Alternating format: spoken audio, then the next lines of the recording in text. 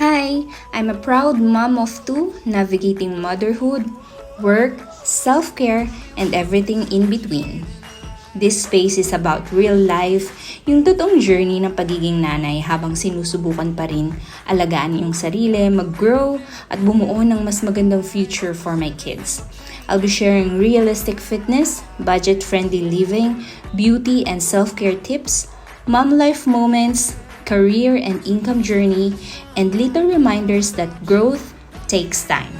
Hindi man perfect ang buhay pero naniniwala ako na kahit paunti-unti, we can still become healthier, more confident, financially wiser, and happier versions of ourselves.